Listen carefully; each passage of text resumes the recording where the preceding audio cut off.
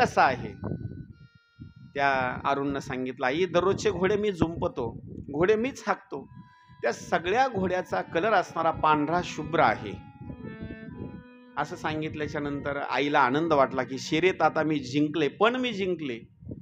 दुसऱ्या दिवशी विनता आणि कद्रू सूर्याच्या रथाचा असणारा जो घोड्याचा असणारा भाग आहे तो पाहण्याकरता गेल्या. पण तिथं घटना अशी दृष्टीला दिसली, सगळ्या घोड्याचा कलर पांढरा पण शेपटी मात्र निळसर. त्याच वेळेला पण हरली विनता. कद्रूनं सांगितलं, आता इथून पुढं कपड्याची चुंबळ करायची, घागर डोक्यावर घ्यायची, माझ्या घरी पाणी भरायचं. ठरलं. पाणी भरण्याकरता असणारी सुरुवात झाली. सूर्यानं आपल्या घोड्याच्या शेपटीचा असणारा भाग पाहिला. तर सगळ्या शेपटीचा असणारा जो भाग आहे का निळसर झाला होता. निळसर झाल्याच्या नंतर अनेक जणाला प्रश्न विचारण्याकरता सुरुवात केली, असा कलर झाला कशामुळं? सूर्याला समजलं, सापांनी चावा घेतलेला आहे. त्यावेळेला सापाला दंड देण्याकरता सूर्यानं काय केलं? तर सूर्यानं सापाला दंड देण्याकरता एक प्रश्न विचारतो, सांगा आताचे जे साप आपण बघतो या सापाला पाय आहेत का? मी काय बोलतो तुमच्या लक्षात येते ना? आताचे जे साप आहेत त्या सापांना पाय आहेत का? नाहीत. बर. दुसरी गोष्ट, आताचे जे साप आहेत त्यांना पंख आहेत का? त्यांना पाय पण नाहीत आणि त्यांना पंख पण नाहीत. पण एक सांगतो, जुन्या काळामध्ये म्हणजे कद्रू आणि विनता यांची ज्यावेळेला पैज लागली होती त्याच्या अगोदर सापांना पाय सुद्धा होते. नव्हते असे समजू नका बरं का, पाय सुद्धा होते. पण पाय कसे होते? तुम्ही गोम पाहिलेले आहे का? गोम गोम कळते का तुम्हाला? गोमीला किती पाय असतात? असंख्य पाय असतात तिला. पाऊस पडल्याच्या नंतर दुसरा एक किडा असतो बघा, गोमी सारखाच असतो त्याचा कलर, त्याला पण किती पाय असतात? असंख्य पाय असतात. जसे त्या गोमीला असंख्य पाय आहेत तसं जुन्या काळामध्ये सापाला सुद्धा असंख्य असणारे पाय होते. त्यांनी जर निर्णय घेतला चला पनवेलला जायचंय आपल्याला, ते फिरून येत होते बिचारे. त्यांना सापाला सुद्धा पाय होते. याच्या पुढे सांगतो, सापाने जर निर्णय घेतला आपण पृथ्वी तलावरच चलतो, आपण आकाशातून एकदा राऊंड मारून येऊ. अहो जुन्या काळामध्ये सापाला पंख सुद्धा होते, पाय होते, पंख होते.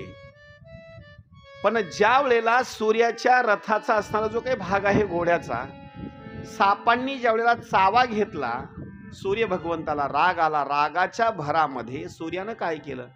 हातामध्ये खड्ग घेतलं, शस्त्र घेतलं, सापाचे पाय सुद्धा सगळे कट करून टाकले आणि पंख सुद्धा कट करून टाकले. महाराज, सापाला जर पाय असते का नाही, तर सापाला पाय असते तर आपण 10-10, 20-20 वजली जे घर बांधलेत का नाही, ते बिचारे चलत वरी आले असते. याच्या पुढे सांगू, त्यांना जर पंख असते तर स्लॅबच्या वर येऊन बसले असते. ते बरं आहे नाहीत, ते पृथ्वी तलावर चालतात. कशामुळे? त्याचं कारण एक आहे, त्यांना उरग म्हणजे अशी अभिमानाचा असणारा एक भाग होता, म्हणून ते जमिनीवर चलत असताना पोटानं असणारा चालतात. उरग याचं नाव एक असं सांगितलेलं आहे. त्यांच्या ठिकाणी अगोदर गर्व मात्र जास्त होता. आता सुद्धा काही पुरुष मंडळी आहेत, रस्त्यानं चलू लागले का नाही, रस्त्यानं चलत असताना असे छाती माग कडत नाहीत बरं का, असे छाती पुढं करूनच चालतात.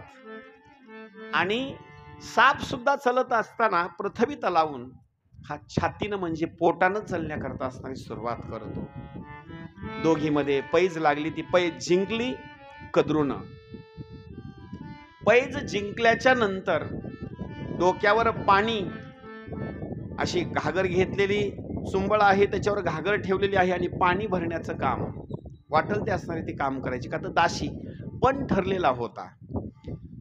असंख्य दिवसाचा असणारा कालावधी निघून गेला. पूर्ण कथा अशी सांगितली जाते, अगोदर अरुणाचा जन्म आहे आणि अरुणाच्या नंतर गरुडाचा जन्म विनतेच्या ठिकाणी आहे. आता ही जन्म कसा झाला हे सांगतो. एक प्रश्न विचारतो, सांगा सापाचा जन्म कशामधून होतो? आईच्या पोटातून होतो का? सापाचा जन्म होत असताना आईच्या पोटातून होत नाही, तर सापाचा जन्म सर्पिन अंडे घालते, त्या अंड्यापासून सापाचा असणारा जन्म होतो. कद्रूनं 1000 अंडे घातले होते, पण 1000 अंड्यामधून 1000 असणाऱ्या वेगवेगळ्या असणाऱ्या जाती जन्माला साप आले. कद्रूच्या ठिकाणी साप 1000 जन्माला आले, पण विनतानं 1 आणि 2 नाही त्या ठिकाणी, किंवा 1000 अंडे असणारे नाहीत. विनतानं फक्त 2च अंडे घातले, 2च अंडे घातले. सर्पिणीनं कद्रूनं 1000 अंडे घातले, 1000 मुलांचा जन्म त्या सापाचा. पण विनतानं मात्र 2च अंडे असणारे त्या ठिकाणी जन्माला असणारा आणत असताना 2च अंड्याला असणारा जन्म दिला. त्यावेळेला ते 2 अंडे घातल्याच्या नंतर कद्रूला 1000 मुलं झाले, ही गोष्ट विनताला समजली. आपल्याला मात्र पुत्र संतती होत नाही, मुलगा होत नाही, माझ्या सवतीला 1000 मुलं झाले साप. म्हणून तिला जास्त वेळापर्यंत तिचा जे असणारा जो काही भाग आहे, तिनं थोडा धीर मात्र धरला नाही. माझ्या सवतीला 1000 असणाऱ्या मुलाची प्राप्ती झाली, मी 2 अंडे घातले, पण माझ्या अंड्यामधून एका सुद्धा असणाऱ्या आणखी बालकाचा कुणाचा असणारा जन्म झालेला नाही, का उशीर होतोय असं म्हणून तिनं काय केलं, 1 अंड आपल्या जवळ घेतलं आणि 1 अंड जवळ घेतल्याच्या नंतर बळच अंड ते फोडलं. लक्ष करा बरं का, परिपूर्ण झाल्याशिवाय अंड्यामधून जन्म कोणाचा होत नाही.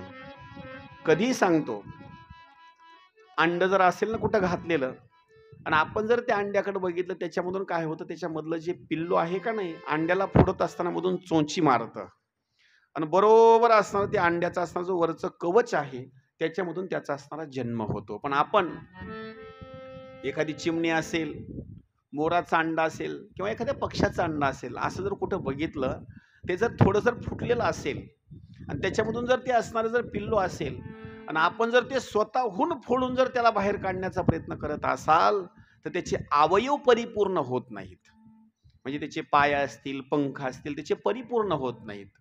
विनतानं काय केलं, अंड्यामधून असणारा बालकाचा जन्म होत नाही, माझ्या मुलांचा जन्म होत नाही, का उशीर होतो, म्हणून तिनं स्वतःहून बळेच असणारं ते अंड फोडलं. परिणाम काय झाला, त्याच्यामधून अरुणाचा जन्म झाला, पण पायाकडले अवयव आणि पंखाकडले असणारे अवयव जे आहेत का नाही, ते मात्र परिपूर्ण झाले नाहीत. त्या अरुणानं शाप दिला, शाप आईला. मुलगा सुद्धा आईला शाप देतो नाही असं नाही. अरुणानं आपल्या आईला शाप दिला, आई माझा जो जन्म होण्याचा जो कालावधी होता त्याच्या अगोदरच तुम्हाला जन्माला आणलंस, लक्षात ठेव, तुला दाशी म्हणून सवतीच्या घरी पाणी भरावं लागेल. मुलानं आईला शाप दिला होता, त्याच्यामुळं विनता कद्रूच्या घरी पाणी भरू लागली. आईनं ओह शाप मागितला, बाळा माझ्या पोटी तू जन्म घेतलायस, पण याच्यामधून ओह शाप दे ना. आई लक्षात ठेव, माझ्या एका शापानं, म्हणजे एका पुत्राच्या शापानं तुला दाशी होऊन सवतीच्या घरी पाणी भरावं लागेल, पण आता दुसरं जे अंड्याला तो असणारा जन्माचा असणारा भाग घातलेस त्याच्यामधून गरुड जन्माला येईल. पण आता परत चूक करू नको बरं का, जसं पहिलं अंड फोडलेलं आहेस माझ्या जन्माच्या बाबतीमध्ये, तसं मात्र ते अंड फोडू नको. योग्य वेळ आल्याच्या नंतर त्याच्यामधून गरुडाचा जन्म होईल, आणि हा गरुड काय करील, दाशी म्हणून ज्या ठिकाणी तू पाणी भरणार आहेस तिथून तुझी मुक्तता हा गरुड करील. त्यावेळेला मुलाच्या शापानुसार आणि पैजेनुसार ही विनता पाणी भरत असताना कद्रूच्या घरी पाणी भरू लागली. कालांतरानं जन्म झाला तो असणारा गरुडाचा.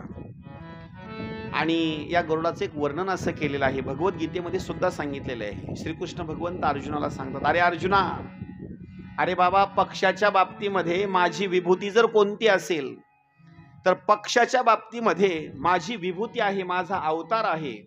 माझा अवतार म्हणजे गरुड आहे. जेवढे पक्षी आहेत का नाही, त्या पक्षामध्ये असणारा जो गरुड आहे, तो गरुड सगळ्यात मुख्य असणारा, भगवंत सांगतात माझा असणारा तो अवतार आहे. म्हणजे गरुड सुद्धा भगवंत म्हणायला हरकत नाही.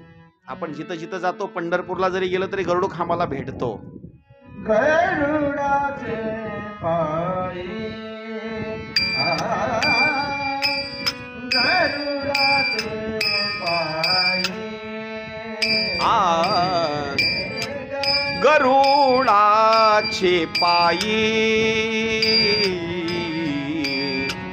गरुडाचे पायी गरुडाचे पायी गरुडाचे पायी देवीलो वेळा डोळे देवीलो वेळा देवी वेळो वेळा देवीलो वेळा डोळे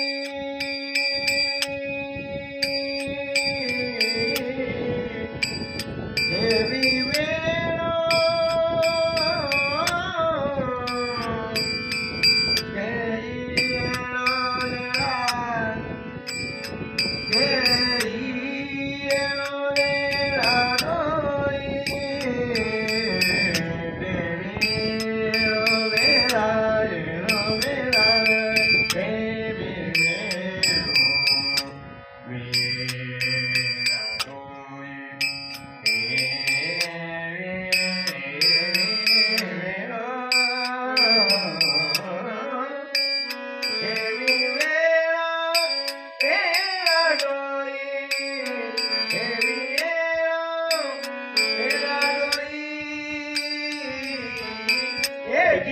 नावा तुहारी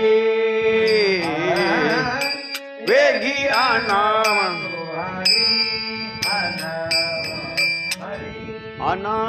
तू हरी.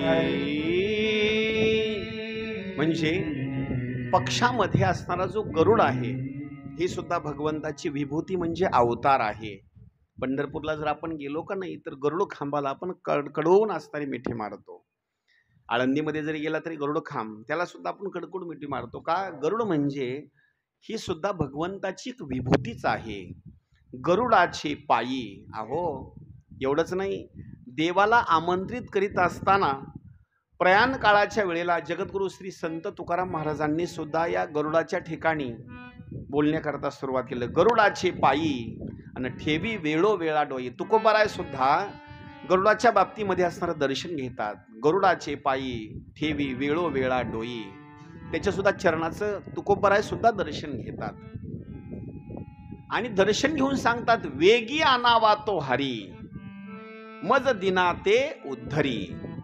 महाराज त्यावेळेला योग्य समयाच्या समयामध्ये गरुडाचा त्या अंड्यामधून असणारा जन्म झाला. म्हणून आपण सुद्धा गरुडाचा असणारा जय जयकार करू.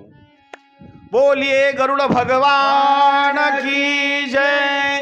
बोलिए गरुड भगवान की जय. गरुड सुद्धा विभूतीच्या बाबतीमध्ये एक देवता नव्हे तो भगवंताचा एक अवतारच सांगितलेला आहे. आणि जन्म झाल्याच्या नंतर लेकराला सगळ्यात अगोदरचं जर प्रिय कोण असेल जन्म झालेल्या लेकराला दुसरं तिसरं कोणीच नाही असं वर्णन केलेलं आहे. काही लोकांनी, काही साधू संतांनी, डॉक्टर लोकांनी लेकराचा जर जन्म झाला जन्म झाल्याबरोबर त्या लेकराला जर आईचं दूध मिळालं ना जन्म झाल्याच्या नंतर तर आईचं दूध मिळणं म्हणजे त्या लेकराला अमृताच्या समान असणारे ते दूध आहे. म्हणजे किती महत्वाचं आहे. आता आपण सगळेजण जन्म घेऊन आपण आलो. खरं सांगा बरं, जन्म झाल्याबरोबर आपण काही ज्वारीची भाकरी, चपाती, श्रीखंड, बासुंदी, लाडू असे वगैरे काही खाल्ले का आपण? काही नाही. आईच्या दुधावर लेकरू किती दिवसापर्यंत राहतं? लहानपणामध्ये जर सांगायचं म्हटलं समजा नुसतं आईच्या दुधावर बरं का, एक 5-6 महिन्यापर्यंत आईच्या नुसतं दुधावरच असतं ना ते, दुसरं त्याला काही नसतं बरं का. पाणी नाही किंवा चहा बिस्किट असं काय असतं का? काही नाही. आईचं दूध म्हणजे त्या लेकराला अमृताच्या समान आहे. लेकुराचे हित लेकुराचे हित लेकुराचे हित लेकुराचे हित गाणी मारून जाणे माऊलीचे चित्त, जाणे माऊलीचे, जाणे माऊलीचे चित्त, जाणे माऊलीचे, जाणे माऊलीचे चित्त, जाणे